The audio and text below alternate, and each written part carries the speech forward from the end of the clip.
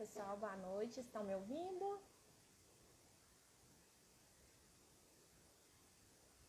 Boa noite. Só me falem, por favor, se o som tá bom, se tá legal.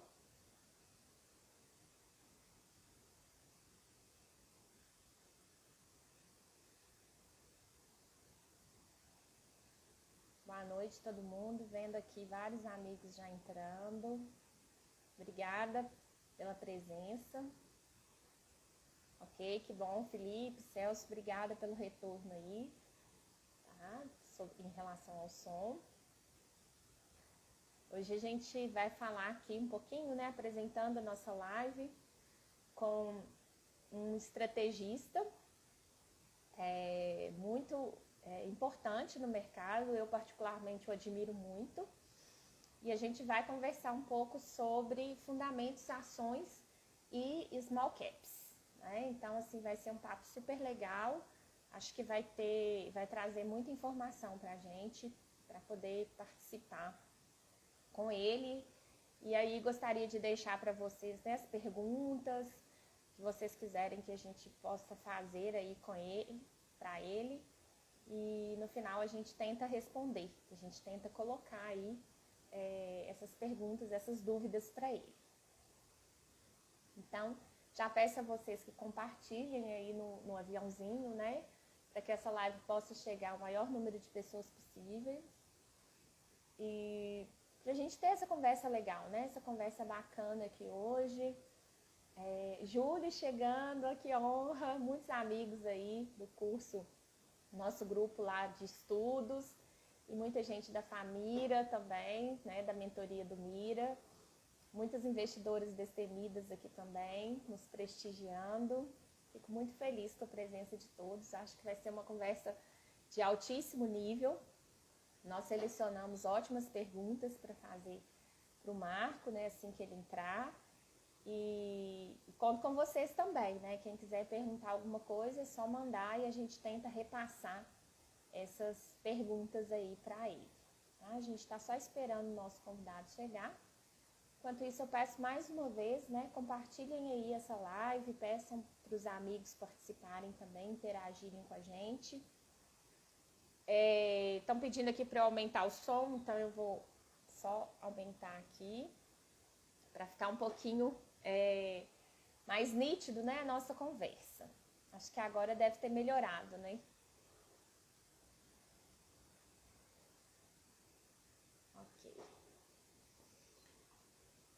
Bom, pessoal, agradeço a presença de vocês mais uma vez. Estou muito feliz aqui com as pessoas participando, né? A gente convidou e vocês estão aqui.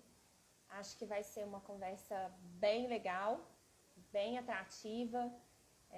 O Marco hoje é uma referência, né, em fundamentos aí. A gente tem alguns nomes que a gente confia no trabalho. E o dele, né, é um dos nomes para esse tipo de análise, para esse tipo de fundamentos. Ele chegou, tá? Eu vou convidá-lo, então, para a gente poder iniciar, ok?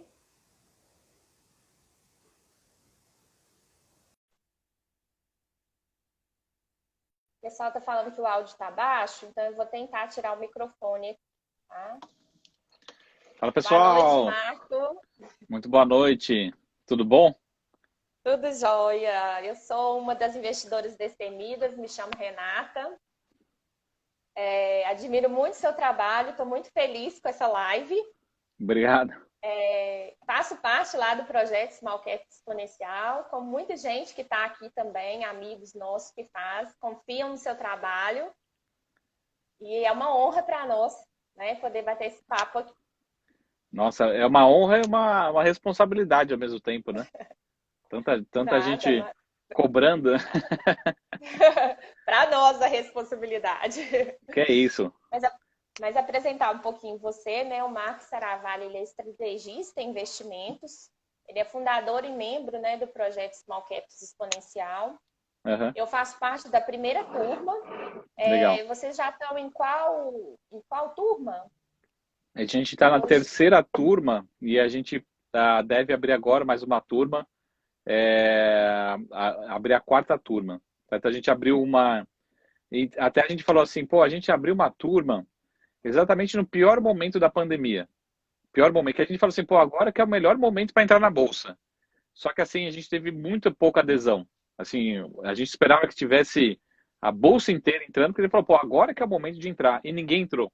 A turma que entrou em abril, até a gente calculou até agora o começo do mês de novembro, lá pelo dia 10 de novembro, está com mais ou menos 92% de retorno, né? De abril até o começo de novembro, né? Então o Ibovespa sobe mais ou menos uns 50% aí no período, por aí, e a carteira do projeto sobe mais de 90%. Então, a gente abriu uma turma dia 30, lá pelo dia final de março, depois abrimos mais uma nova turma lá para meados de julho, então a gente está na terceira turma. A gente deve abrir uma nova turma agora, nesse começo do mês de dezembro. Então, lembra que assim, a gente sempre tenta trazer as oportunidades, mas enfim, já antecipando, bolsa não tem muito de momento, ninguém vai te avisar, fala assim, esse é o momento certo, entra agora, hoje, porque vai acontecer isso, isso. Mas sem fazer spoiler aqui, depois a gente volta para essa discussão. Não, mas assim, eu quero inclusive dar um depoimento que eu entrei na primeira turma e a gente logo na sequência pegou esse pior momento da bolsa, né? Nos grupos de discussão, muita gente que estava iniciando, desesperado com a reação, né, da carteira e tal. Eu particularmente cheguei a ficar quase 70% negativa, mas eu lembro, assim, claramente que você nos acalmou muito, sempre falando, gente, agora é o momento de alavancar mais, né? Ter mais oportunidade, entrar melhor Sim, nos ativos, tem muita coisa descontada. E realmente a gente observou isso, que passado aquele risco e aquele crash, né, que deu lá na pandemia, os resultados vieram bons, né? Muito bons, e num tempo até relativamente menor do que aquele até que na época você colocou. sim. A gente poderia demorar um pouco mais até para poder voltar a ter resultados melhores, mas isso aconteceu de forma até mais rápida, né? Sim. Então, assim, eu Eu não, sou. eu particularmente assim, em março, abril, eu não esperava que esse ano a gente tivesse resultado positivo. Né? Resultado positivo eu digo para a maior parte dos membros do projeto, né? Sabe que sempre tem alguns ainda que precisam recuperar, tal. Nosso objetivo é trazer resultado para todo mundo, sem exceção. Mas eu não esperava que nesse momento, em novembro de 2020, desse mesmo ano, a gente conseguiria recuperar a totalidade da queda e alguns já até estarem com resultado positivo esse ano. Né? O Ibovespa ainda está um pouquinho atrasado, mas esse é o nosso trabalho. Então, enfim, a gente busca todos os dias buscar encontrar boas oportunidades de investimento. E para quem não conhece, em relação ao projeto, a gente todo dia a gente está tomando mais risco. Para quê? Para ter resultados diferentes, né? Porque a gente sempre brinca assim, se você imagina que você é um funcionário médio numa empresa, né? Você não vai conseguir ter um salário de diretor, né? Só vai conseguir ter um salário de diretor se você se comportar diferente da média, né? Se você for se comportar de uma forma mediana, você vai ter um resultado, um salário mediano. É naturalmente isso. Então, o que a gente busca todos os dias é ser mais agressivos, procurar outras oportunidades, falar que não está todo mundo falando, sabendo que tem risco isso, mas também sabendo que você pode ser promovido e virar diretor, virar presidente, enfim. É isso que a gente busca, né? Resultados diferentes. Ao mesmo tempo, por exemplo, tem algumas raríssimas vezes você está lá na sua empresa, você toma uma decisão diferente da média, e aí vem o seu gerente e fala assim, pô, mas isso daqui você vai ser demitido, ou isso aqui você tomou uma advertência, você fala, opa, mas na maior parte das vezes você tomar uma atitude diferente, ser vanguardista, tomar liderança, enfim, se antecipar, o seu superior vai te dar uma promoção, você vai ser bem visto pela empresa. Então, traduzindo um pouco de RH para o projeto, é mais ou menos isso. A gente quer se diferenciar da média, mas para isso precisa também ter comportamento diferente da média. Então, esse é o resumo, né? E aí eu vou até pegar um gancho em relação a isso, né? O que vocês consideram, assim, como indicadores, na percepção sua e da equipe, né, como estrategistas, que são fundamentais na avaliação para um ativo compor carteira? Então, a gente procura, assim, basicamente resume em dois fatores principais. Primeiro, a gente vai procurar os ativos que na nossa avaliação estão baratos. Então, a primeira coisa, a gente vai pensar quais são os ativos baratos, né? A gente não é que a gente vai evitar, a gente vai procurar ativos que estão baratos. Então, o primeiro ponto é ativo barato. Segundo ponto, que é ativo barato, depois a gente pode explicar o que é barato na nossa avaliação, né? Para quem não acompanha o projeto, tem papéis que têm uma certa característica, tem uns que são mais agressivos, uns mais conservadores, eles se conversam entre si, né? E a gente tem também o segundo ponto, que talvez seja o mais importante: não adianta nada um ativo ser barato ou estar barato, mas não ter um argumento que faça ele subir, que faça ele se valorizar, tá? Então, e papel que se valoriza sem argumento, ele desvaloriza também de novo muito rápido, né? Então, a gente procura um ativo barato e que possa ter argumento para subir. Só que esse argumento para subir, ele pode durar um mês, e um mês o papel já está subindo, e pode durar 2 anos para ele começar a subir. Então, acho que já indo para os cases em relação a um pouco do projeto, pegar o caso agora de Taurus, né, que subiu aí mais de 100% na mão de alguns membros do projeto, né? Já tem muita gente ganhando bastante dinheiro com esse case, mas lembra que a gente está falando já desse case há quase um ano, né? Você talvez entrou, a gente colocou na carteira, fala memória, acho que no começo desse ano, então acho que antes de subir ele começou a cair, mas desde que a gente entrou, né, agora que ele está maturando um pouco a tese dele, então é isso que a gente pergunta: quais são os cases baratos e o que faria esse case, alguém olhar para ele e falar, pô, realmente está barato, vamos comprar, e que deveria estar valendo 2, 3, 4 vezes mais, né? Então a gente precisa desses dois argumentos. Não adianta nada só estar simplesmente barato um papel. Um papel pode estar barato, continuar muito barato. A gente evita cases muito caros, mas a gente também gosta de procurar o que faria esse papel se valorizar.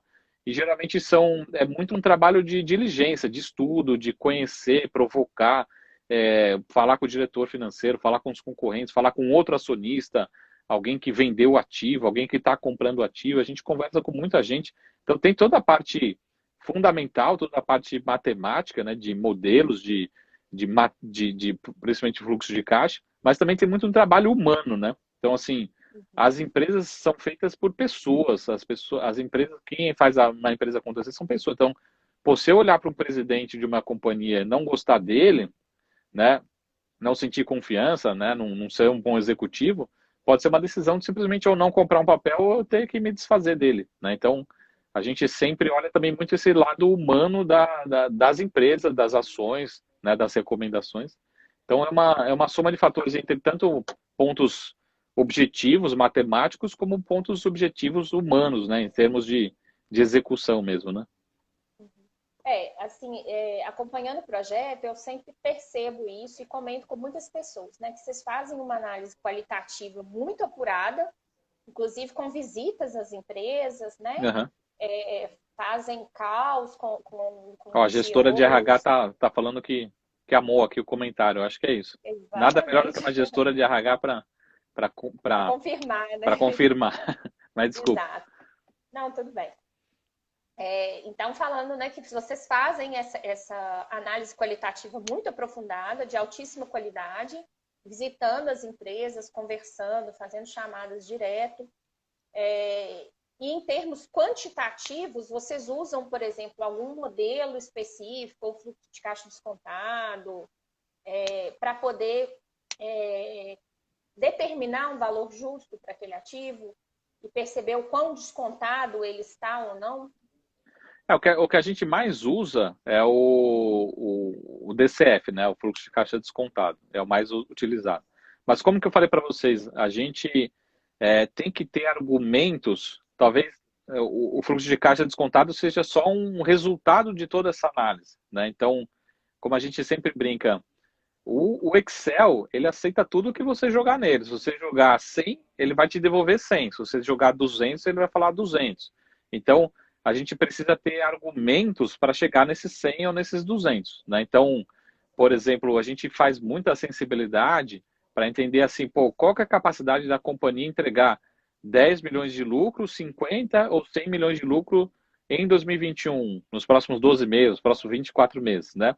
Será que a probabilidade maior é entregar 10 ou entregar 100 milhões de lucro, né? Se eu vou ficando mais confortável, quanto mais confortável eu achar que essa companhia pode entregar 100 milhões de lucro, mais barato eu acho, né? E o inverso é verdadeiro. Então, pegar Taurus, assim, particularmente, a gente foi falando assim, ó, tá acontecendo isso, e eu tô ficando mais confortável com a entrega de resultado, e a companhia realmente foi me surpreendendo positivamente. Falou assim, ó, Marco, você esperava 10, eu entreguei 15.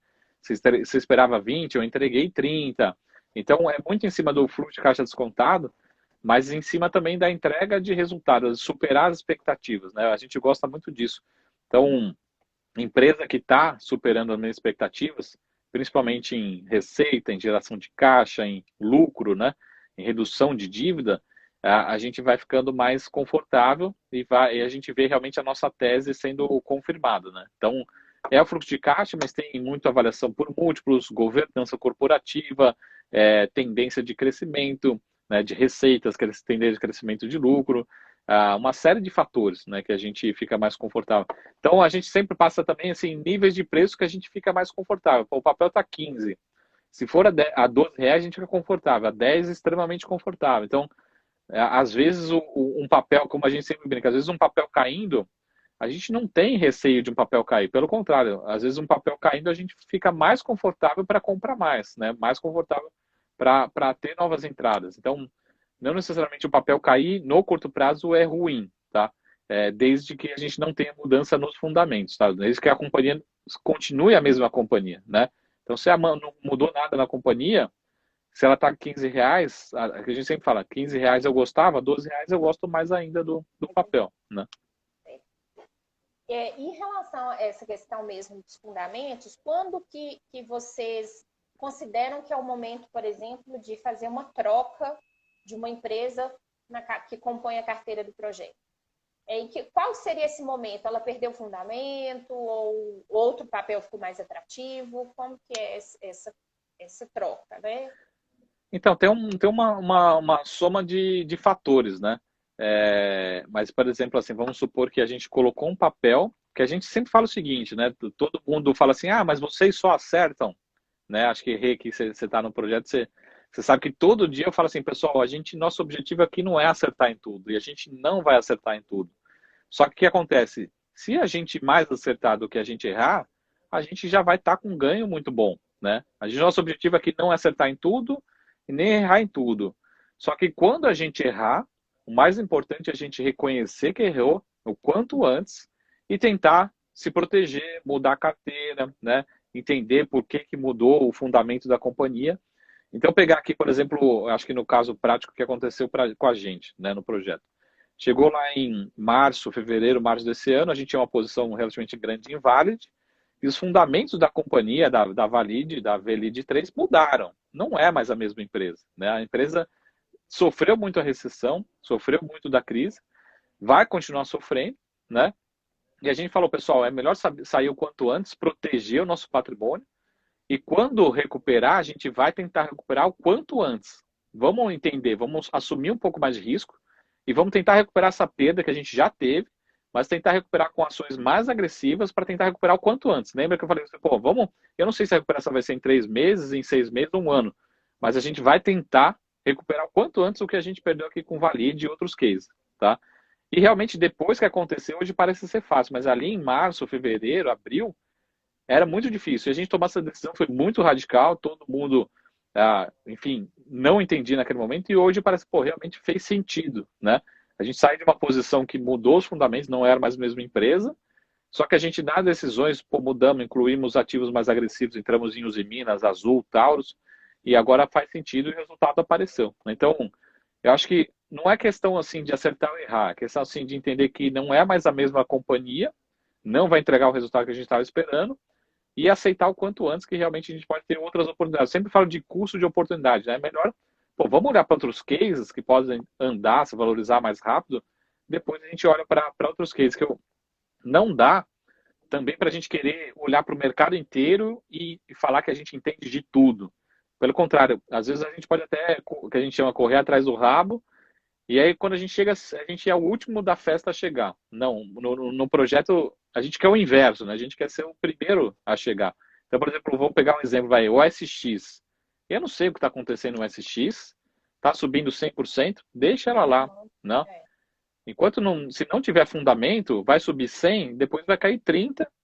Imagina que se sobe 200 e a gente, pô, agora eu vou comprar e eu não entendo nada da companhia. Eu vou lá comprar por quê, né? Por que eu vou comprar um papel desse? Então, a gente não quer também estar em 100% dos papéis que estão subindo 100%. Eu não quero acertar em tudo e tudo vai subir 100%. Mas a gente vai ter uma carteira bem equilibrada e o objetivo é ter bons ganhos ao longo do tempo, tá? Então, de novo, eu acho que entender que o fundamento mudou e que a gente vai poder necessariamente trocar algum papel no caminho que faz sentido procurar outras oportunidades, né? E já também, Rê, eu não sei, eu não tenho vergonha de pedir, mas eu sempre peço. Não, claro. Pessoal, lembra de sempre deixar o coraçãozinho aqui, né? Deixar o Sim, like, claro. que Ótimo. o Instagram sempre reconhece que a live é boa, que é live de qualidade, mas assim, não dá um coraçãozinho tímido assim. Segura o botão do Dá coraçãozinho, muitas, né? verdade. Compartilha no aviãozinho para chegar em mais gente, né? Exato, Isso pessoal. aí. Não fica O tímido não papo no tá muito bom. coraçãozinho. O papo tá excelente aqui. É isso aí. Mas, então, ainda falando dessa questão de perda de fundamentos, né? Muitas pessoas, vou falar de um ativo que não está na carteira, mas que é uma realidade, muitas pessoas ficaram muito presos em IRB. Sim. E sempre há uma discussão aí de qual foi o momento ou start onde você deveria ter acionado o botão e falado, opa, aqui perdeu fundamentos. Sim. Então, talvez é melhor assumir essa perda aqui e tentar recuperar em outros ativos que possam, né, me trazer um retorno maior num prazo menor, ou persistir naquela empresa considerando que ela já foi lá no passado. Queria que você comentasse isso também, porque é uma máxima, essa discussão sempre volta. Existe memes na internet a respeito disso. Quem nunca, quem não está, né? Então, seria interessante a sua Eu visão acho que aí. para os dois lados, né? Até a gente viu também uma certa valorização aí no curto prazo do papel, né? Agora, sim, você tem que entender assim também por que, que uma empresa pode estar se desvalorizando. Pode ser vários motivos, né? Agora, por exemplo, se uma empresa ela sofre um ataque especulativo no sentido assim, pô, pode estar acontecendo uma fraude, pode estar acontecendo, os números podem ser falsos, né? Lógico que a gente vai deixar sempre para a justiça, desde a justiça trabalhar, quem tem que julgar, né? Saber se são realmente teve fraude, a gente deixa para os órgãos reguladores. Mas se a gente perde a confiança, né, num executivo, num diretor, né, nos próprios números da companhia, fala assim, pô, eu não sei no balanço lá se está 100 ou se, na verdade, não é 100, é 10. Então, às vezes, é melhor a gente realmente olhar de fora, né? Então, pô, se eu não estou confiando no produto que eu estou comprando, na empresa que eu sou sócio, é melhor eu não participar, né? Então, muito do movimento de volatilidade que aconteceu em IRB foi muito desse movimento, né? Então, a gente lembra que a gente tem sempre o nosso trabalho aqui de acionista minoritário é cutucar muita empresa, né? Ligar para aí, conversar com eles, falar, pô, mas o que está acontecendo? Me explica direito. Vamos lá visitar, né? No projeto também a gente faz essa imersão. Vamos lá conhecer o ativo, vamos olhar no olho do presidente, né? Olhar para ele. Será que é um cara de confiança? Será que eu gosto? Né? Será que é uma pessoa de confiança? Então é isso que acho que a gente tem que olhar. De novo, a gente nunca vai ter 100% das informações e não vai estar 100% correto, mas quanto mais informação a gente tiver, melhor e mais confortável a gente fica na posição, né? Então, isso é muito importante, né? Então, pegar, por exemplo, eu até brinquei uma vez com a IRB, lá no passado, acho que um ano atrás, no ano passado, e toda hora estava mudando os membros do conselho de administração, né? Uma semana tinha um conselheiro que saía, uma conselheira que saía, pedia a renúncia daqui, renúncia de lá. Olha a Darla aí, mandar um beijo para a Darla, a professora Tem Darla muita lá do gente Ceará. aqui, o Alex está aí, super bacana. É isso aí. E aí, pô, mudou o conselheiro daqui, mudou um conselho de lá, né? Eu falei assim, pô, não é possível. Nenhuma empresa você tem uma mudança tão rápida, tão drástica num time de conselho assim. Então, a gente tem que pegar também alguns argumentos, né, para falar assim, pô, isso vai ser argumento de decisão de compra ou de venda, né? Não necessariamente um papel só barato, um papel só caro, eu vou comprar ou só vender, né? Eu até brinquei aqui essa semana aqui na BMC News, eu falei, pessoal, existe muito conflito de interesse, muito conflito, né? E aí eu falei, pessoal, as ações do Carrefour semana passada chegaram num dia lá, principalmente acho que depois, na semana seguinte do evento, chegou a cair 5%. Eu falei, pessoal, isso aqui é ESG, né? Isso aqui é socioambiental de governança, é um ponto muito crítico. E todo mundo fala na internet, eu sou ESG porque eu defendo.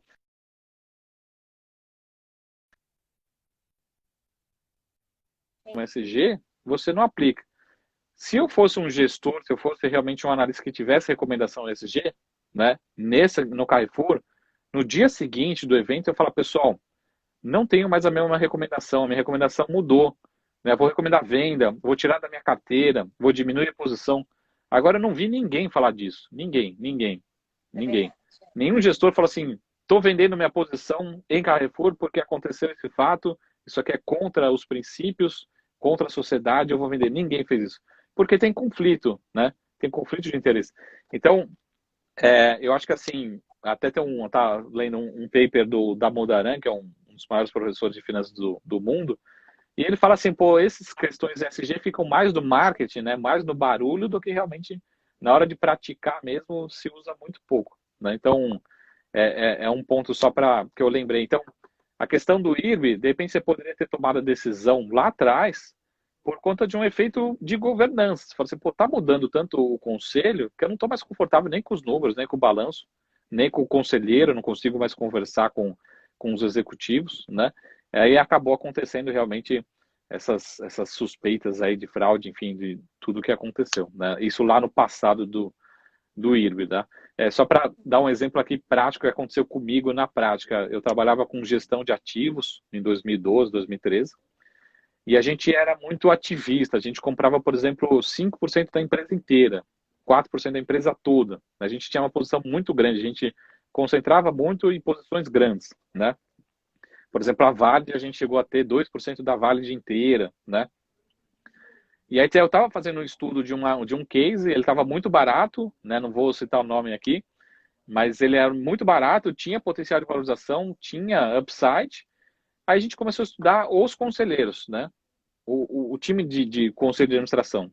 Eu não lembro se eram 7 membros, desses 7 membros, eu acho que 5 deles tinham habeas corpus, né? Ou seja, tinham processos ali gigantes. Eu falei, pô, será que esse tipo de empresa que eu quero ser sócio, né, que eu quero ser dono, que eu quero realmente ter uma participação de 5% da empresa? E aí, por conta desse fator, a gente tomou a decisão. Eu lembro que o papel subiu, depois ele caiu, depois na sequência. Mas a gente tem que também pesar fatores que não são exatamente objetivos, né? Então, assim, se jogar no Excel lá e ficar só no Excel, você de repente tem compra para tudo, né? Mas tem que tomar o cuidado também com esses pontos que vem ganhando peso, né? Principalmente na questão socioambiental e de governança, no SG principalmente. Excelente. Vocês têm uma equipe por trás do projeto, assim, mas vocês determinam o que cada equipe vai buscar, o que cada pessoa vai buscar, ou essa análise toda é feita em conjunto? Como que é esse crivo seu?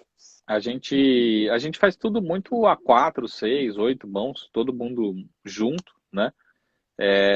A gente, aqui no nosso projeto aqui, a gente prioriza sempre as empresas menores e empresas que a gente tem um certo nível de conhecimento, né? Então, por exemplo, a gente vai buscar relações com investidores, vai buscar outros acionistas, outros concorrentes, a gente sempre vai procurar esse nível de conhecimento, tá? E a gente pensa também sempre na carteira como um todo, né?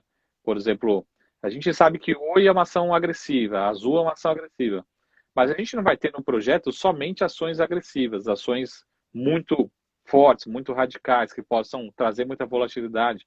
Então a gente vai ter sempre estudar o portfólio como um todo, né? Como é que ele se comporta como um todo, tá? E a gente aqui sempre recebe muitas sugestões de ideias, né? Tanto ideias de quem trabalha comigo, como também membros do projeto. Assim, pô, Marcos, você está olhando esse papel, olha o que está acontecendo com eles, dá uma olhadinha, vamos visitar, vamos falar com os executivos. Então a gente constrói muito junto, né, o projeto. Não tem assim uma construção nossa, tem muita uma construção de todo mundo junto, né? Então tem alguns cases que foram até sugestões de membros do projeto que veio surgindo ao longo do tempo. Então, é uma construção ao longo do tempo juntas, né? Ou vice-versa também. Sai algum case, estou ficando preocupado, pensa esse lado, acho que a própria Cogna foi um caso aqui no projeto bem específico esse ano, que a gente entrou lá atrás, há muito para trás, pegamos um preço muito bom, ganhamos muito dinheiro, a gente demorou para sair, mas a gente até que saiu um pouco antes do mercado e depois a ação continuou caindo. Criticado nessa saída aqui do papel, porque estava todo mundo nas redes sociais falando bem do ativo, né? Só tem notícia boa. E a gente ficou mais preocupado, mais desconfortável. A gente até na média tivemos bons ganhos, né? Depois o papel até caiu, voltou para o nosso preço de entrada aqui, até que a gente conseguiu sair cedo. Não saímos no pico, mas saímos cedo até. Então é uma construção muito junta e a gente sabe que, né, sempre tem o lado comportamental dos investimentos, né? As pessoas às vezes se apegam a um papel, né? Tem aquele relacionamento, né? Mas agora que eu estava gostando, agora que você me convenceu, tal, o que mudou, né? Vou continuar com o papel, você está errado, né? A gente pensa também num perfil, né? De todo mundo que está no projeto, mas sabe que muito que a decisão é individual, cada um tem um perfil de risco. A gente sempre tenta maximizar o retorno para que seja bom para todo mundo, né? Então é uma construção muito conjunta, né? Todo mundo junto. Agora pensando, né, no nosso já quarto trimestre aí, a gente está vendo que tem um tom otimista no mercado agora, né? A bolsa está subindo, tem esse rally de fim de ano. Vocês acreditam que a pandemia já esteja precificada nos ativos ou que a gente ainda vai passar por um momento aí de correção, dada, né, esse tom otimista, esse rally de fim de ano aí? Como é que está essa interpretação de vocês? Não, assim, eu não sei se quem está escutando aqui, pessoal, a única coisa que eu não estou vendo aqui é os coraçõezinhos subindo. É verdade, parou. A gente tem duas opções, ou a gente bate 100 pessoas online, ou a gente, com coraçõezinhos aqui, a gente continua, né? Senão a gente vai tomar um café. Depois o Seravalli pode até falar de alguns ativos no final. Ou fazer um sorteio de caneca e bateu também. 100. Né? Olha, bacana. Então é o seguinte, o que acontece? Eu acho que assim, pensar no longo prazo, investimento em ações, a gente, pelo menos eu acho que, a minha opinião, eu acho que vale a pena ser otimista, né? Então sempre vão ter os pessimistas de plantão, geralmente com outros objetivos, ou porque é pessimista mesmo, né? E geralmente assim, provavelmente você tem um amigo pessimista, mas geralmente são aquelas pessoas mais mal-humoradas, enfim, com menor relacionamento. Eu acho que vale a pena ser otimista. Ser otimista na vida, ser otimista em ações. No longo prazo, a gente precisa entender o seguinte, pessoal. Acho que todo mundo que está na bolsa está querendo ganhar lucro, ter ganho de capital, né? Ter o patrimônio, né, fortalecido, crescer. O que acontece? A gente pensar num horizonte, por exemplo, de 20 anos. Será que qualquer empresa, será que em 20 anos, né, pegar 500 empresas na bolsa, em qualquer lugar do mundo, 500 empresas, será que a maior parte dessas empresas em 20 anos, elas vão estar maiores ou menores daqui a 20 anos? Né? Ou seja, vão ter um lucro maior ou menor daqui a 20 anos? Né? Pode ser que tenha empresa que tenha lucro menor, por exemplo, a Vale hoje gera 100 milhões de lucro. Será que daqui a 20 anos ela vai gerar mais de 100 milhões ou menos? Né? A maior probabilidade é que ela cresça do que ela ande para trás. O objetivo de qualquer empresa é crescer, gerar mais resultado. Né? Então, no longo prazo, eu acho que você ser otimista é você pensar sempre com uma cabeça de empreendedor, né? Você vai abrir uma empresa, você vai falar assim, pô, hoje eu vendi 100 mil reais na minha loja. Pô, amanhã eu vou vender 90. Depois eu vou vender 80. Não. Se você pensar assim, você não sai de casa para fazer negócio. Você não pensa que uma empresa vai andar para trás. Você vai sempre, o que eu posso fazer para vender mais amanhã, né? Para gerar mais lucro na minha empresa, para gerar mais resultado. Então, todas as empresas de capital aberto é a mesma coisa. Esse ano está mais difícil, mas eu vou me esforçar, eu quero gerar mais lucro. Esse ano não consegui, ano que vem vou correr atrás para gerar mais lucro. Então, no longo prazo, eu acho que o otimista que investe em ações tende a ter resultado muito, muito bom. Tá? Então, de novo, que nem você falou, Rê, quem que era otimista lá em março? Acho que só eu sozinho estava otimista lá em março. Falei, pessoal, vamos acalmar, vamos segurar o patrimônio aqui, vamos proteger. Mas a recuperação tende a acontecer. Não sei em quanto tempo, mas ela vai acontecer. E aconteceu mais rápido do que a gente esperava. Então, Eu acho que no longo prazo é essa leitura que a gente tem que ter. Investindo em ações, pensa como ser empreendedor, como dono. A gente sempre fala isso todo dia no projeto. Pensa como o dono pensa, como cabeça do dono, como ele pensa, acorda, você fala, como é que a minha empresa amanhã vai gerar mais lucro, vai gerar mais receita, vai gerar mais emprego, né? A empresa está querendo crescer. Então, naturalmente, se ela cresce, as ações têm que se valorizar, né? Então, essa leitura que o investidor de ações tem que ter. Acho que, na média, no longo prazo, o otimista ele ganha e bate resultados, né? E naturalmente as empresas crescem e as ações se valorizam. É lógico que assim, como a gente fez lá em março, a gente não estava também otimista em março. A gente estava se protegendo de um cenário totalmente incerto. Falando, pessoal, vamos proteger nosso patrimônio, vamos reduzir a volatilidade da carteira. Esse momento pode acontecer de novo? Pode, mas eu não acho que é agora, não é o momento. Se acontecer alguma mudança de cenário, a gente vai falar, pessoal, vamos proteger de novo, vamos trazer previsibilidade, vamos trazer esse conceito aqui, mas acho que no longo prazo o otimista em ações, pelo menos, ganha muito resultado. E assim, sempre vai ter notícia ruim. Se você quiser acordar, ler o jornal e só ler as notícias ruins, ou de uma forma ruim, também dá. Mas acho que não gera negócio, né? Não sai. Talvez você nem ia sair de casa, né? Você tem até medo. Fala, nossa, esse Brasil mesmo que eu vivo, eu nem vou sair de casa, né? Aí também pode ser, mas também acho que é uma opção de vida, né?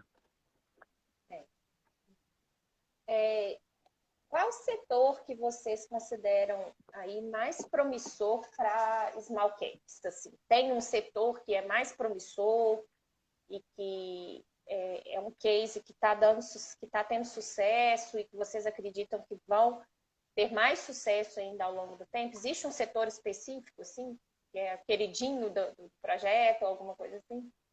Ó, agora que a gente está chegando no 100, a gente espera para. Eu já vou esperar o 100 para responder essa pergunta. Não, Até a então pergunta tá. aqui do Felipe: qual livro eu indico para análise fundamentalista? Tem vários livros. Procure os mais fáceis, livro de introdução. Mas tem um livro que eu ajudei a escrever, que eu participo lá de um comitê da CVM, que é um livro 100% gratuito. Ele tem várias séries dele, tem de derivativos, tem de relações com investidores. Tem um livro da CVM, procure por Top CVM. É um livro de análise fundamentalista, tá? Eu ajudei a montar esse livro e eu escrevi um capítulo dele. E esse livro é 100% gratuito. Você entra lá no site da CVM, você faz o download dele, não pode ser vendido, tá? E ele é muito bom para quem está começando. Ele dá um norte da análise fundamentalista, da análise como um todo, tem análise técnica também, e ele tem outras séries também do top, tá? Então, só para a gente retomar aqui. Mas a questão de setores, assim, eu não vejo um setor específico para small caps, mesmo porque quando a gente fala de small caps, geralmente tem uma empresa do setor, duas empresas do setor, a gente não tem essa expectativa em relação aos setores especificamente, né? Ó, pessoal, só falta, agora voltou, eu ia falar que só falta 10 para a gente sortear a caneca aqui, agora avisa todo mundo aí para a gente fazer um sorteio. Então, então Chama a galera. avisa a galera aí que a gente espera mais 20 minutinhos para fazer o sorteio. Só falta 15. O que a gente tem? A gente não tem um setor especificamente.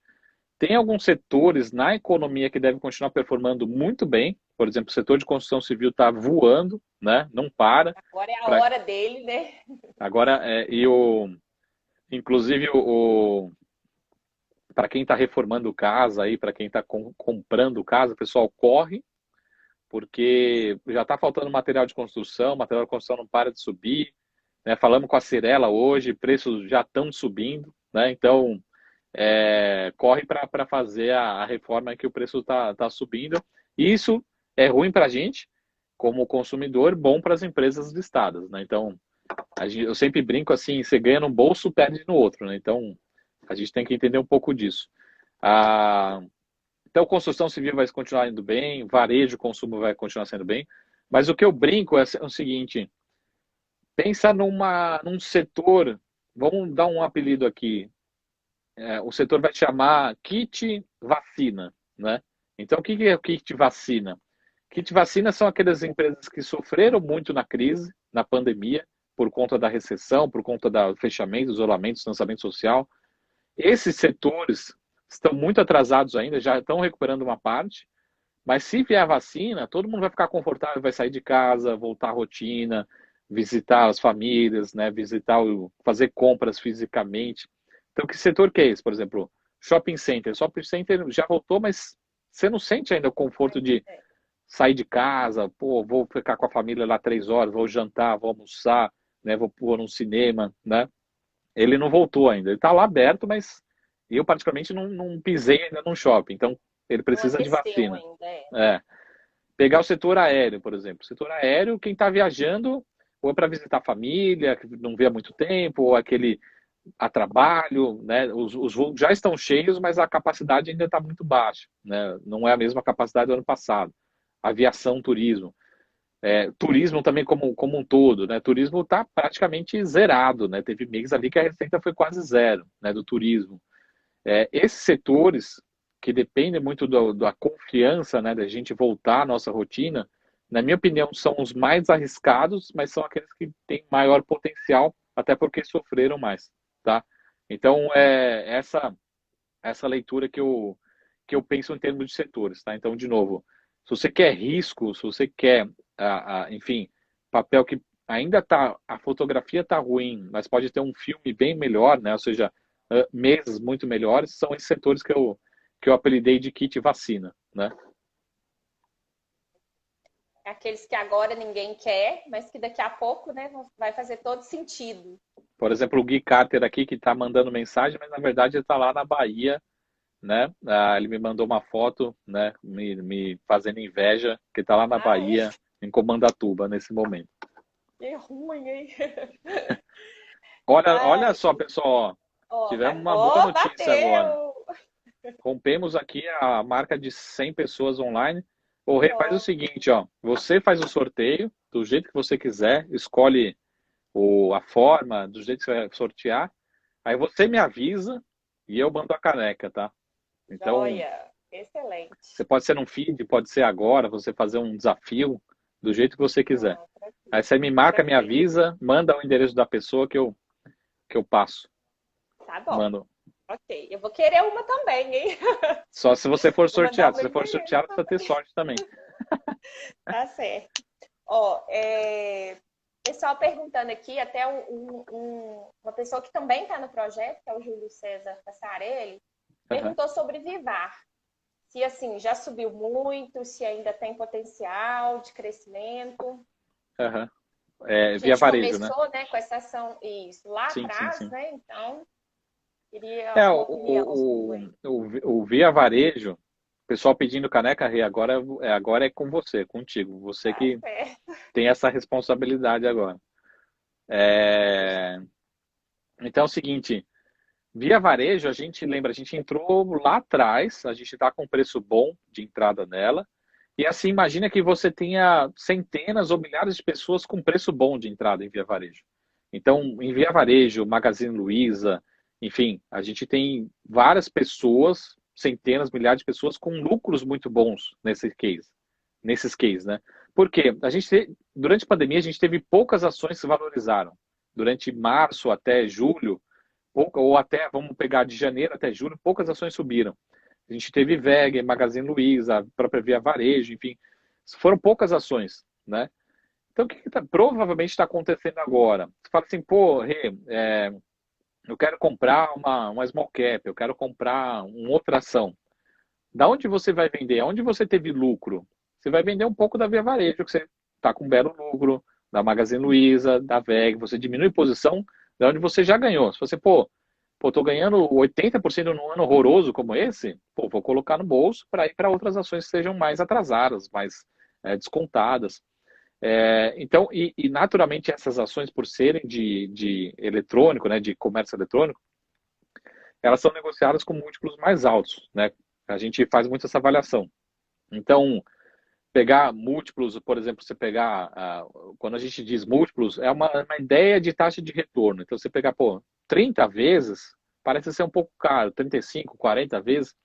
Então, de repente, você tirar um pouco esse exagero, né, no curtíssimo prazo, e já aproveitar para realizar um pouco de lucro, trocar um pouco de posição, provavelmente é isso que está acontecendo nesse momento. Então, assim, pô, Marco, será que o Black Friday não vai ser tão bom assim? Não, vai ser muito bom, vai ser muito forte. Natal vai ser muito bom. A gente viu hoje CAGED, né, a geração de emprego, foi muito boa, surpreendeu até o ministro hoje. Então vai ser um final de ano muito bom. Agora, eu acho que o mercado está fazendo esse movimento de rotação. Se olhar para, de novo, pegar aqui, pessoal, até colocar minha mão no fogo. Se olhar para 12 meses ou até um pouquinho além disso, qual que é uma das poucas ações no Ibovespa que tem uma chance maior de dobrar de tamanho? Eu continuo achando que Via Varejo tem capacidade, tem possibilidade, né, de dobrar de tamanho nos próximos 12, 18 meses. Né? Agora, o curtíssimo prazo, eu acho que o mercado está fazendo esse movimento de rotação e talvez esteja diminuindo um pouco a posição. Então, a gente está vendo um pouco essa troca de setores. Tá? Não tem uma notícia ruim acontecendo no varejo ou na Via Varejo no curtíssimo prazo. Tá? Então, essa leitura que eu queria fazer aqui em termos de Via Varejo. Pelo contrário, como eu falei lá no comecinho, a Via Varejo foi para... Vamos isolar aqui na Madeira, né? Mas, por exemplo, Via Varejo foi para R$7 daqui a um mês, né? Eu vou ficar preocupado com Via... Vamos isolar de novo. Eu não escutei aí. Então, por exemplo, foi para R$7. Eu vou ficar preocupado com Via Varejo? Não. Provavelmente eu vou aumentar a posição em Via Varejo, né? Porque, assim, se ela foi para R$7, agora para ela voltar para 20, ela teria que subir mais 100, 150%, tá? Provavelmente não vá para 30, mas com certeza ela pode dobrar ou triplicar de valor se ela for para R$7. Eu acho que vai para R$7? Não. Né? Então, de novo, esse preço aqui eu fico bastante confortável. Só no curtíssimo prazo que eu não vejo tanto, de novo, a gente precisa de argumento para compra e para venda. Talvez a gente tenha um pouco desse argumento de realização de posições para trocar um pouco de posição, né? Um pouco de mão e ir para outros papéis. Né? A gente está vendo também um aumento significativo, né, de CPFs na Bolsa. A gente bateu recordes aí, aumentamos de 1,5 milhão de 2019 para cá para 3 milhões. Qual que seria o seu conselho para essas pessoas que estão entrando agora, onde a gente está no momento de taxa de juros baixas, então a Bolsa realmente está atrativa em relação às outras opções, né? Mas de forma que essas pessoas também elas não se decepcionem ou saem da Bolsa rapidamente quando essas taxas de juros começarem a subir novamente. Né? O que você diria para essas pessoas, para esses iniciantes? Assim? Legal. É Silvana, né? A Silvana acabou de ganhar os 4 livros aí, Silvana. Depois você me avisa que... Ela agradeceu. Tá no caminho, tá chegando, em Sorocaba, né? Tá chegando seus livros aí. Primeira coisa que eu acho que assim, o recado para os 3 milhões é o seguinte, que eu tenho uma preocupação muito grande. Eu acho que a gente tem 3 milhões de pessoas na Bolsa e tenho provavelmente 2 milhões e 900 que provavelmente tem um conhecimento muito pequeno em investimento em ações. Tá? Exatamente. E essa é a minha preocupação. Por exemplo, uma live como essa, eu acho que a gente deveria ter 10 mil pessoas assistindo, né?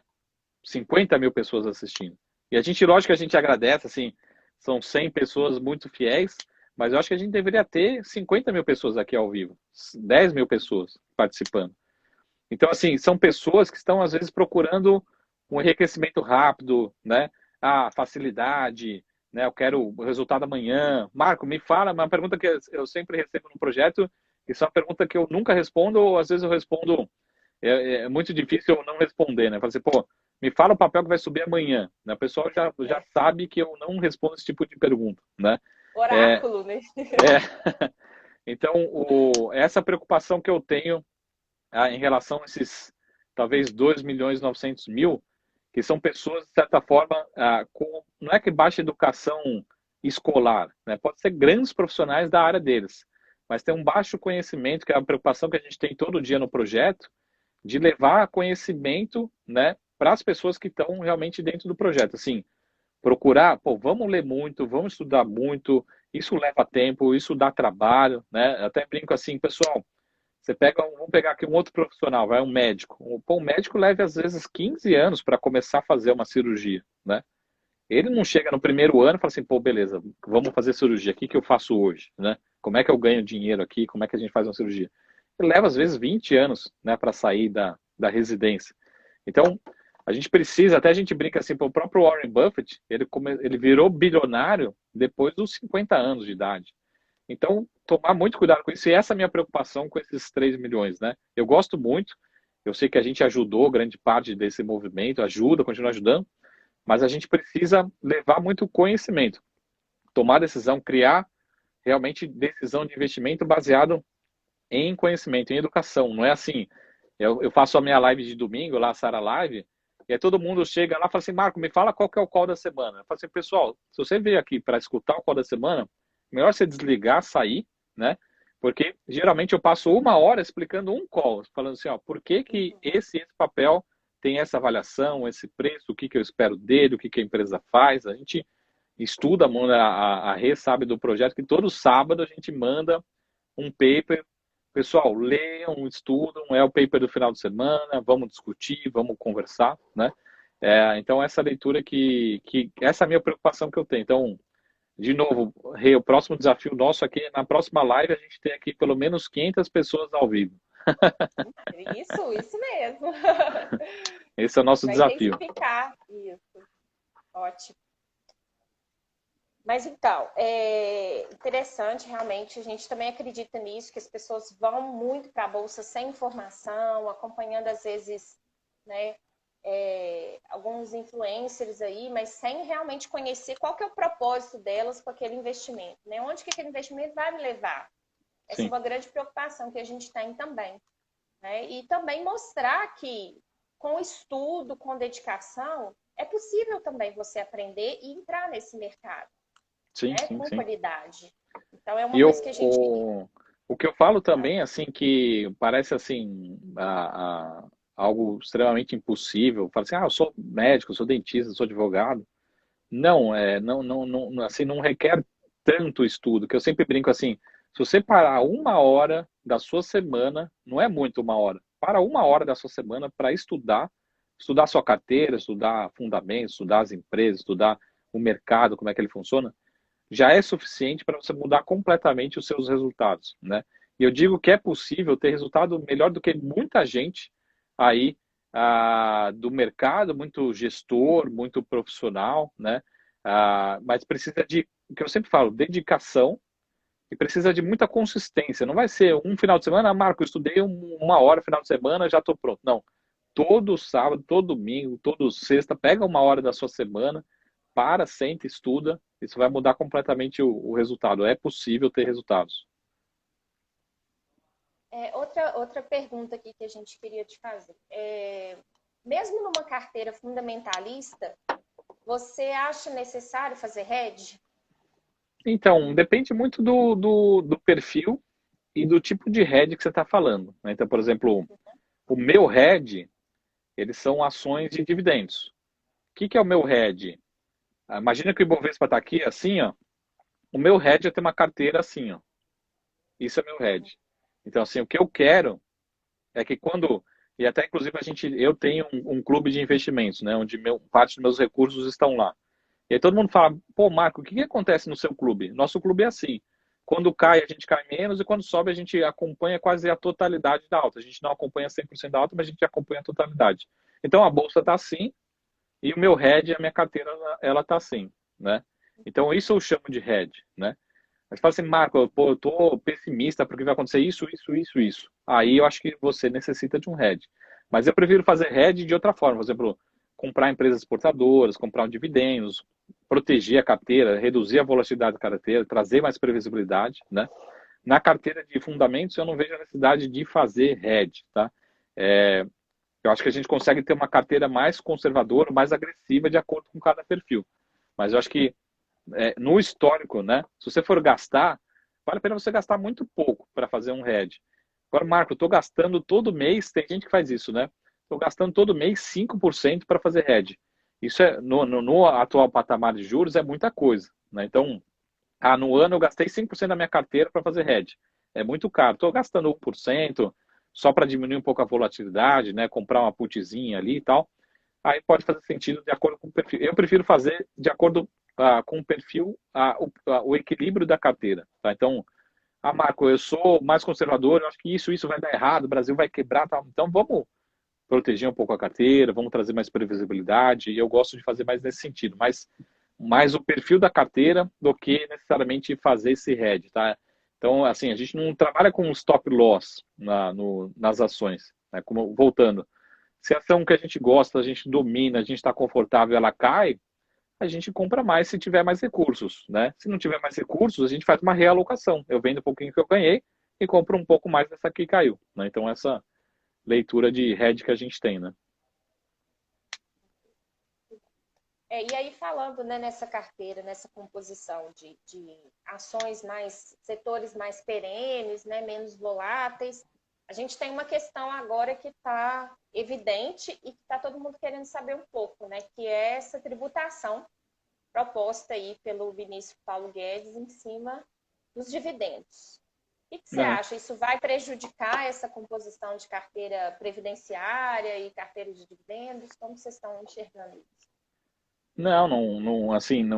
Não muda radicalmente o valuation das companhias, a avaliação das companhias, né?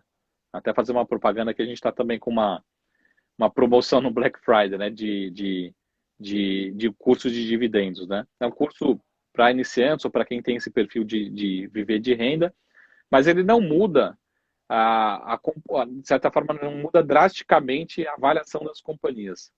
Mas quando vier essa notícia, pode trazer volatilidade para as ações, principalmente para aquelas que são boas pagadoras de dividendos, tá? Então, tomar muito cuidado com isso. Talvez não mude, nem tenha uma mudança marginal na avaliação como um todo, tá?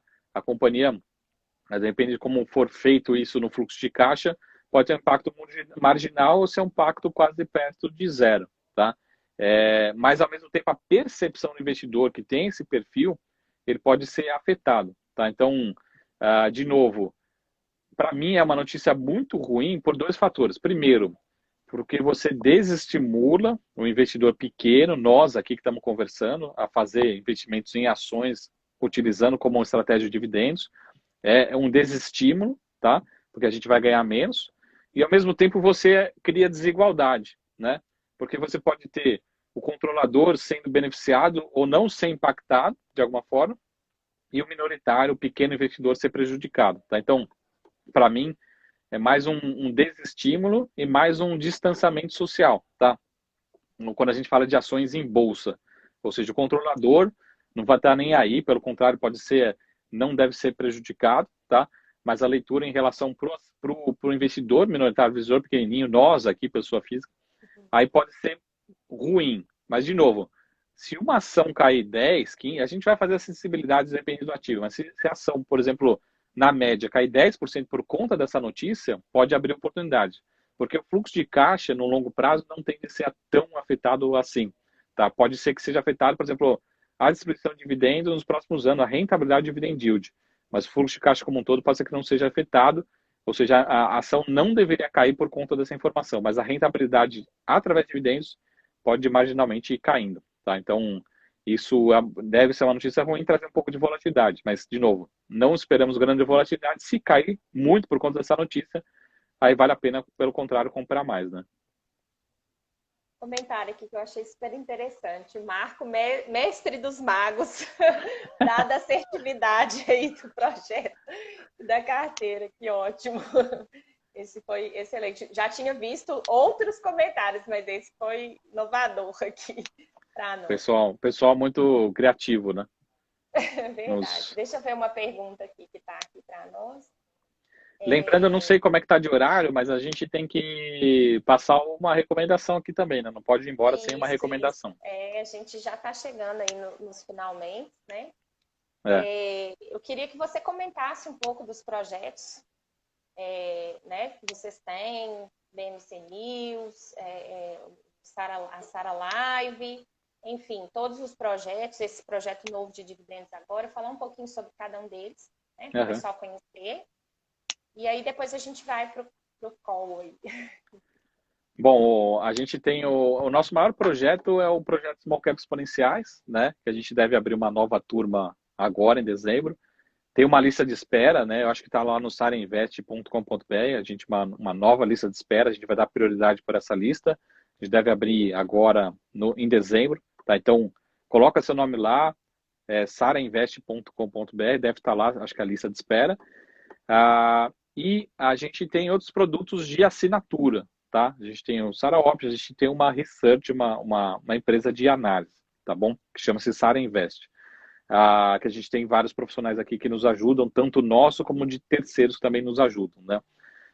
E o nosso maior projeto aqui que a gente tem, que eu sou um dos sócios, que é a BMC, e um dos braços, o braço mais conhecido da BMC é a BMC News. O que é a BMC News? A gente está montando a maior TV do mercado financeiro do país, ou da América Latina, tá? Então a gente está... É um canal do YouTube? Não, não é um canal do YouTube. A gente está utilizando, por enquanto, o canal do YouTube, mas a gente está montando uma grade de TV. Em breve a gente vai ter outros portais, outras formas de você acessar, um portal por streaming, né? Nosso objetivo é até chegar na TV fechada, para que seja uma TV 24 horas de informações para o mercado financeiro, tá? Então, por enquanto a gente está montando uma grade, essa grade está sendo construída, por enquanto a gente está das 9h45 até meio-dia, e já tem alguns programas nessa grade sendo construído, tá? Mas muito em breve a gente já vai estar com essa grade completa durante o pregão, das 9 até as 6 horas. E depois o nosso objetivo, provavelmente no começo do ano que vem, é ter um portal e ter uma grade. A gente vai buscar ter uma grade de 24 horas de programação, tá? Seja de programas, enfim, de debate, de news, né, de notícias, a gente está montando, tá? Então, o nosso objetivo aqui mesmo é ser o nosso benchmark, a nossa referência é ser CNBC do Brasil em termos de referência no mercado de TV. Então, quero acompanhar o mercado, liga na BMC News, e lá vai ter a notícia 24 horas ao vivo, com todos os profissionais, mas 100% independente. A gente não está ligado a nenhum banco, nenhuma corretora, a gente quer trazer todo mundo, né? Hoje, essa semana, a gente trouxe a Rafaela do Banco Inter, né, a economista-chefe, já trouxemos essa semana o economista-chefe do Banco BTG Pactual, né, digital. A gente traz gestores, economistas, profissionais realmente que são qualificados para estar lá com a TV com a gente. Política, economia. Então, a gente está montando essa grade nesse momento e montando também o portal e a gente está montando a grade de programação nesse momento, né? Nossa, eu acho que assim, nós ganhamos a noite com essa notícia, de verdade. É uma notícia que não pode ser contada ainda, porque a gente já lançou, já está funcionando, mas a gente deve fazer um lançamento oficial para todo mundo no começo do ano que vem, tá? Então, a gente está no momento agora de montar a grade, né? E montar a programação, tá? Depois a gente também montar o portal com um portal de notícias, mas nosso objetivo é ser a maior TV do país primeiro, para o mercado financeiro, com muita educação, gente de todo influenciadores no sentido educadores, consultores, né? Analistas, gestores, economistas, para a gente debater mesmo, e gente com opiniões diferentes, né? O Banco BTG, XP, Itaú, Bradesco, dá espaço para todo mundo falar e ter opinião lá na BMC News, tá? Então esse é o nosso maior projeto. Enquanto isso, a gente tem a nosso research aqui que continua trabalhando. Então, eu particularmente, eu sou um contribuidor da BMC News. Eu sou um dos contribuidores que estou lá contribuindo, tá? Mas é uma outra equipe que toca, a equipe de jornalistas, tá? Que está montando a programação, que vai montando a grade, liderada lá pela Paula Moraes. Nossa, vai ser um espetáculo para a gente, né? Buscar informação de qualidade numa fonte confiável, né? Isso é fundamental. Lembrando que assim, o nosso não é um canal do YouTube. A gente está utilizando o YouTube, né? Mas a gente busca uma TV. A Jéssica perguntando o que é BMC. BMC, a gente enfim, se inspirou muito. A gente não queria designar nada específico, né? E aí a gente tem uma sigla em inglês que significa Brazilian Market and Content, ou seja, é um mercado brasileiro de conteúdos, né? Então esse é o significado de BMC. A gente nunca quis ficar preso a um significado. Por exemplo, a gente não quer trazer só investimentos, a gente quer trazer educação financeira, economia, política, debate. Então a gente não quis trazer o nome de investimentos para a TV, tá? Então é um fórum aberto para discussão de todos os temas focados em investimentos, né? Que possam estar atrelados a investimentos, mas que possam trazer muito debate em todos os níveis da educação financeira, né? Ótimo. E aí tem também o Sarafis, né? Que também eu acompanho. Tá tudo isso está dentro da Sara Invest, que é a nossa empresa de research, né, de análise, que é uma empresa separada, tem profissionais separados. Então a gente tem o projeto, né, que a gente foca o dia inteiro, mas tem relatórios, né, de fundos imobiliários, que é o Sarafis, tem um relatório agora de dividendos, que acabou de sair uma carteira de dividendos. Quem fizer o curso vai ganhar 3 meses da carteira de dividendos, que já está pronto, já está rodando. E tem o Sara Options de opções, e daqui a pouquinho a gente vai abrir um de fundos também, fundos diversos, né? Fundos de renda fixa, fundos multimercados, para quem gosta também de fundos, tá? Então esses são os produtos por enquanto que a gente tem, tá? Em relação a análise e recomendações, né? Na nossa empresa de análise. Ótimo, excelente. Marco, te agradecer pela participação aqui. Agora vamos para o nosso call da noite, algum setor específico, alguma coisa. Vamos terminar agora, porque o Instagram já está empurrando, não dá mais tempo e a gente deixa para uma próxima oportunidade. Né? E o pessoal vai matar a gente, né? Vai. Não, mas acho que ainda dá um tempinho, porque ele ainda não acionou o reloginho aqui, não. Não, eu acho que assim, são vários cases a gente poderia falar aqui. A gente pode voltar a marcar outros encontros. Vai ser muito legal. Mas eu vou deixar um case que eu já falei lá numa Sara Live, está na carteira do projeto. A gente reforçou nossa recomendação. Daqui a pouquinho está saindo um relatório novo para os membros do projeto. A gente está atualizando os números. Que é a Taurus, tá? A Taurus é um case muito controverso, muito difícil. A gente sempre falou isso, né?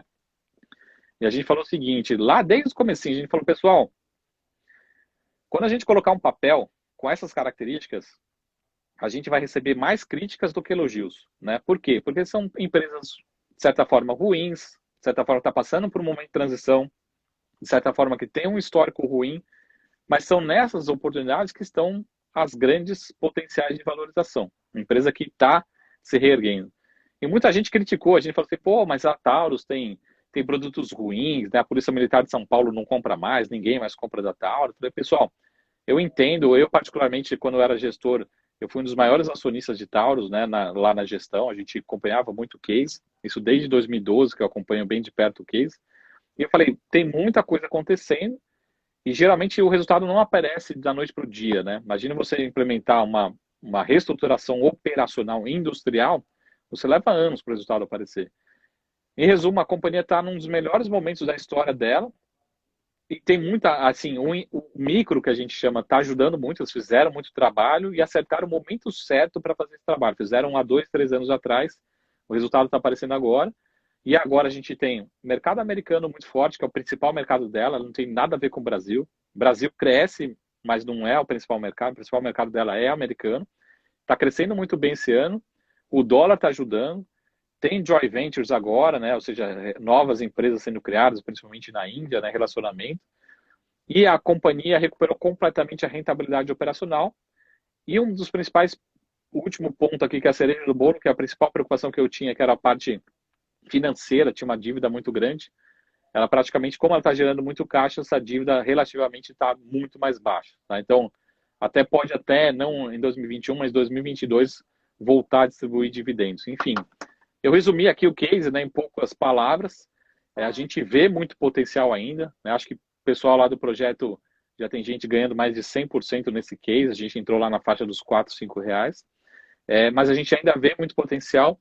A gente só está terminando de atualizar alguns números, mas a gente ainda vê maior potencial e daqui a pouquinho, essa semana, a gente vai mostrar qual que é o nosso novo preço-alvo, nosso novo target price, o nosso novo objetivo para Taurus. Tá? Mas acho que vale a pena, a companhia vai continuar surpreendendo, tem muita entrega de resultado para acontecer. Tá? Então, inclusive, acho que hoje, a gente fala em memória, fechou mais um dia em alta, em forte alta aí. Pelo menos esses últimos dias tem apresentado boa valorização. Acho que vale a pena continuar deixando no radar o case não tão conhecido, não tão coberto, que é TASA 4 Taurus. Né? E, de novo, é um case muito controverso, porque a gente está falando de armas também, tem gente que não compra.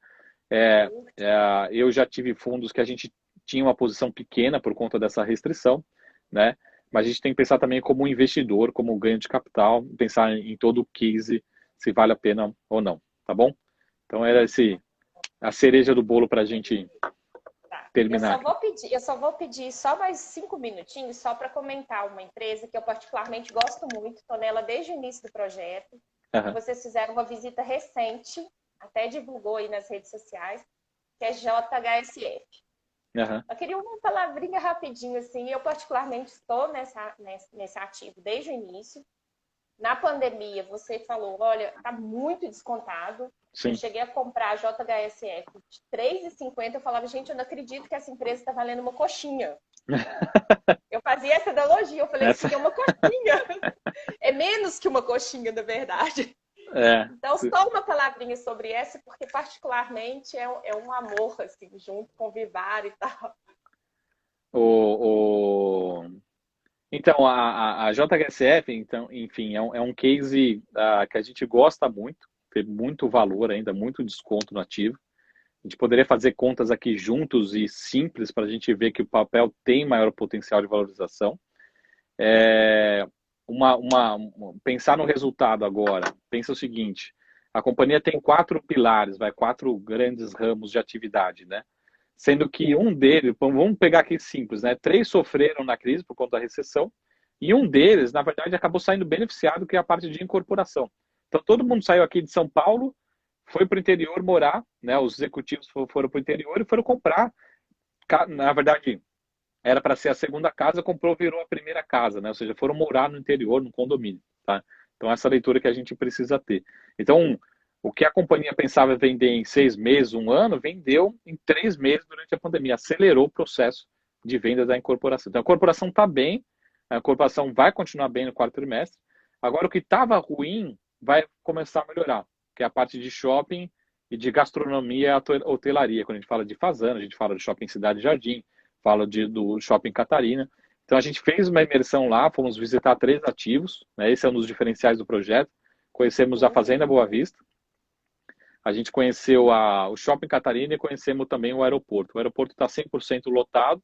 Eles estão antecipando a duplicação, né, a ampliação do aeroporto. É um aeroporto pequenininho, mas já está gerando receita e vai ser ampliado.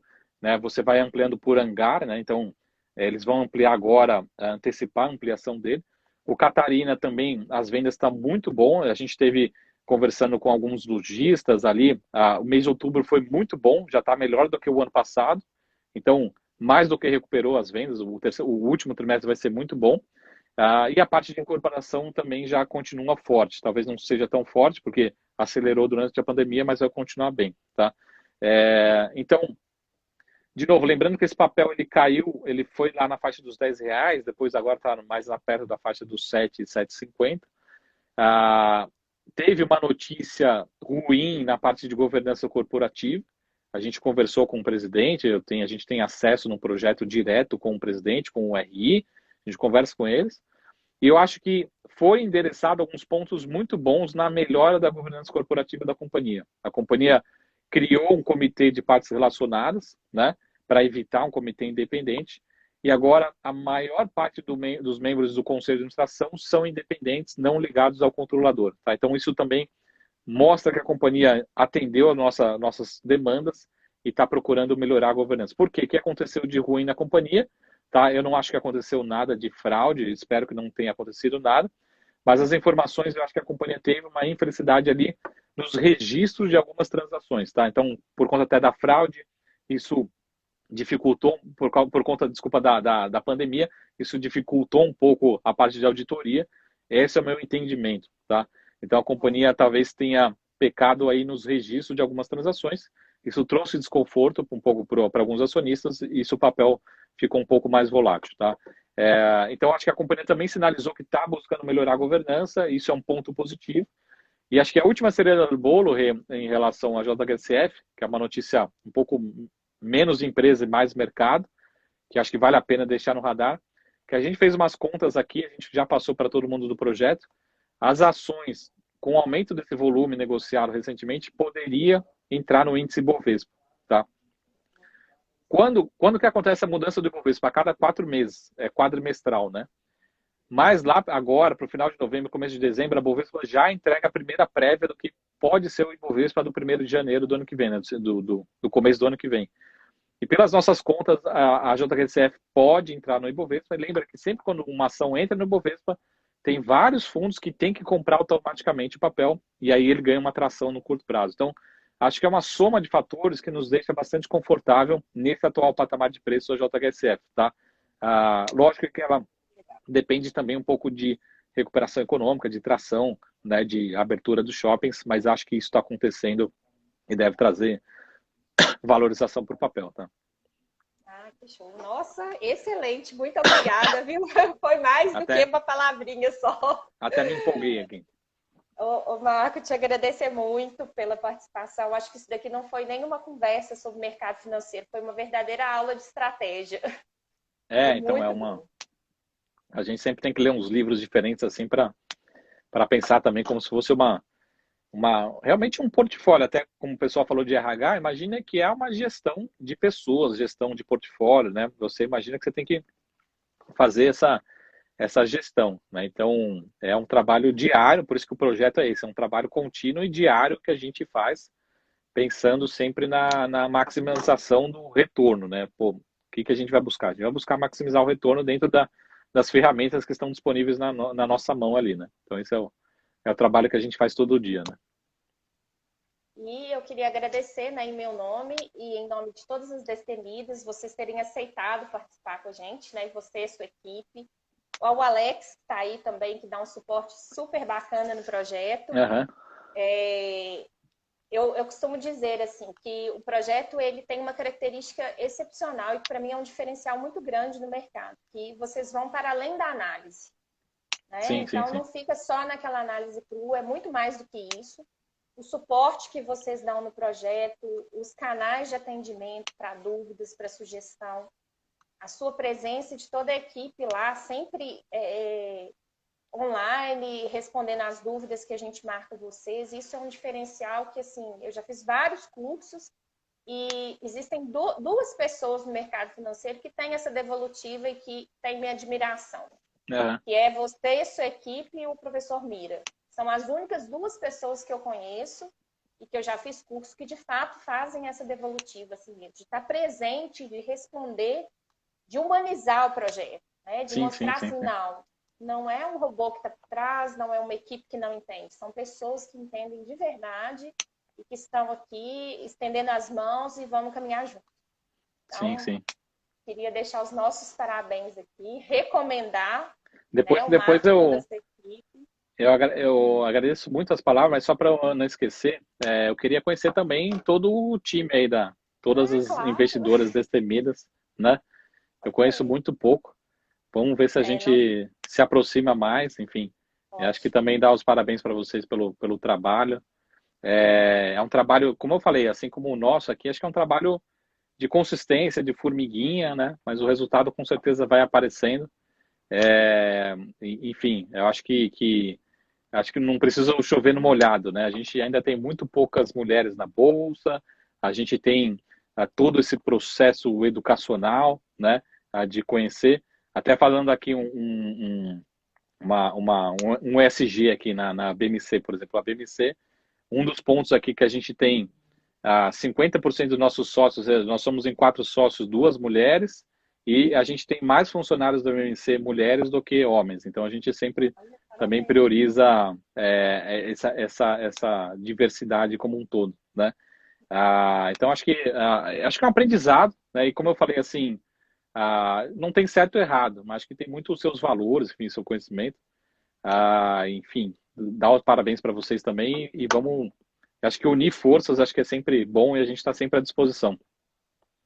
Ótimo, excelente. Muito obrigada mais uma vez pela participação. Adorei essa conversa. Acho que a gente pode aí mais para frente marcar outras se vocês tiverem disposição ou alguém da equipe também. Foi Vamos sim. Muito enriquecedora.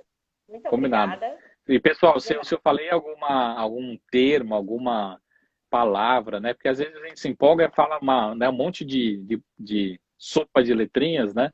Se ficar alguma dúvida, manda para a gente por aqui, o Instagram do Alex, ele está aqui, para os nossos canais, enfim, entre em contato, né? Não deixa nenhuma dúvida no ar.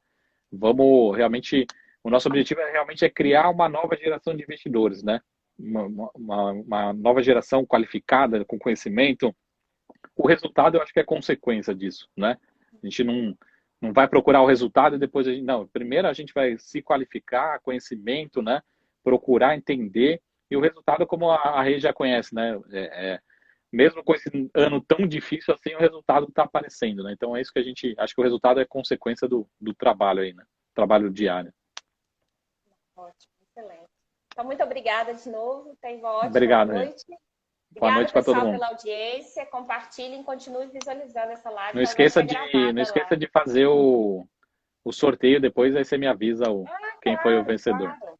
Eu ia até fazer online, mas eu havia esquecido. Mas, de qualquer forma, a minha sugestão a gente faz depois lá com as meninas. Isso, E aí faz a gente... no feed, faz num post, e aí vocês me marcam lá e me lembra do vencedor. Ótimo. O vencedor. Ok, então. Tá bom? Tá certo. Valeu, Muito pessoal. Um obrigada, beijo. viu? Uma boa noite. A gente se vê e precisando, só chamar. Para você também. Até Valeu. mais. Obrigada. Beijo. Tchau, tchau. Até mais. Tchau, tchau.